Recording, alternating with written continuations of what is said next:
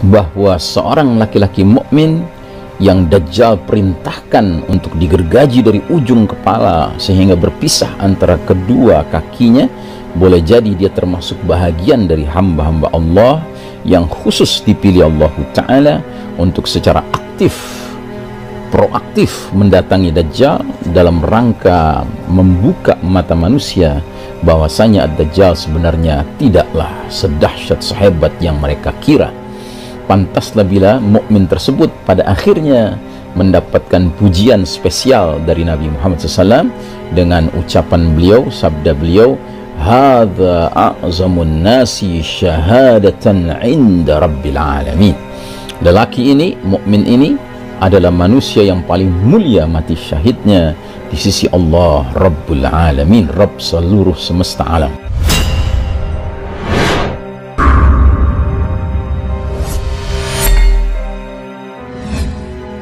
Hadirin jamaah rahimakumullah, kita akan membahas bahagian terakhir dari pembahasan tentang khurujud Dajjal, yaitu mengenai akhir dari fitnah Al-Masihud Dajjal. Saudaraku rahimakumullah, betapapun dahsyatnya fitnah yang ditampilkan oleh Al-Masihud Dajjal ya, di hadapan umat manusia, sampai-sampai Nabi Muhammad SAW mengistilahkan Dajjal sebagai a'zamul fitnah, fitnah yang paling dahsyat sepanjang sejarah Bani Adam. Namun Dajjal adalah makhluk ciptaan Allah, manusia yang punya jadwal kematian. Artinya riwayatnya pun akan tamat pada akhirnya ya. Dan kematian Dajjal akan berada di tangan, dengan izin Allah Ta'ala, berada di tangan Al-Masih Isa ibnu Maryam alaihissalam. Artinya Isa ibnu Maryam alaihissalam akan menjadi manusia mulia yang ditakdirkan Allah Ta'ala, diizinkan Allah Ta'ala untuk membunuh Al-Masih Dajjal. Dan bersama Isa alaihissalam akan ada manusia-manusia mukmin, manusia-manusia muttaqin, manusia-manusia berkelas mujahidin fisabilillah yang akan mendampingi Isa alaihissalam berperang melawan Dajjal dan pasukannya ya. Dikatakan dalam sebuah hadis dari Nabi Muhammad SAW, hadis sahih riwayat Abu Daud, la tazalu ta'ifatun min ummati yuqatiluna 'ala al-haqqi zahirina 'ala man nawa'ahum hatta yuqatila akhiruhum al-Masih ad-Dajjal. Akan senantiasa ada sekelompok dari umatku, ta'ifah, yang berperang di atas al-haq, di atas kebenaran. Mereka menang terhadap siapapun yang menentang mereka, sampai yang paling akhir dari mereka memerangi Al-Masih ad-Dajjal ya. Nah, jadi manusia-manusia pilihan ini bersama-sama dengan Isa alaihissalam dalam satu barisan akan berperang lawan Dajjal yang memimpin 70.000 pasukan Yahudi berasal dari sebuah kampung Yahudi yang ada di Asbahan. Asbahan itu Isfahan, Persia ya.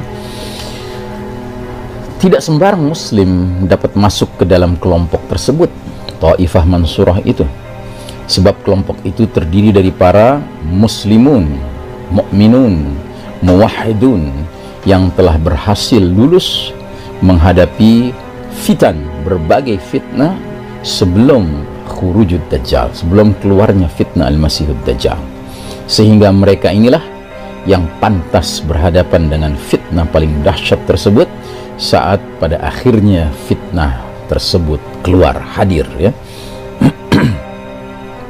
Sekalipun pada akhirnya yang mendapat keistimewaan membunuh langsung Dajjal dengan tombaknya adalah Isa alaihissalam ya. Taifah Mansurah inilah yang akan memperoleh kehormatan mendampingi Isa ibnu Maryam alaihissalam berperang bahu-membahu melawan Ad-Dajjal serta kaum Yahudi yang akan menjadi pasukan inti pendukung Ad-Dajjal. Nabi Muhammad SAW memang mengeluarkan larangan bagi kaum muslimin pada umumnya untuk mendekati Ad-Dajjal ya. Dan hal ini karena apa?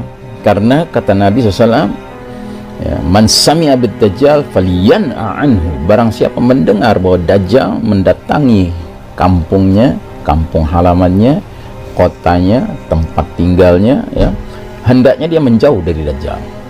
Sebab demi Allah, ada seseorang yang asalnya beriman tetapi dia penasaran, dia ingin ketemu dengan Dajjal. Begitu dia berjumpa dengan Dajjal, dia bahkan menyangka Dajjal itu adalah mukmin yang sepantasnya diimani, dipercayai, dan akhirnya dia menjadi bahagian dari orang-orang yang terfitnah oleh fitnah Al-Masihud Dajjal. Namun bagi hamba-hamba Allah yang terpilih menjadi bahagian dari Taifah Mansurah, mereka justru akan maju untuk melawan dan memerangi Ad-Dajjal beserta pasukannya. Termasuk di antara orang-orang yang mungkin akan memperoleh pengecualian dan dari larangan tersebut adalah Bani Tamim. Seperti yang telah Nabi Muhammad SAW sebutkan dalam hadis di bawah ini, bahwa mereka memiliki sifat khusus dalam kaitan menghadapi fitnah Ad-Dajjal, ya. Mari kita simak.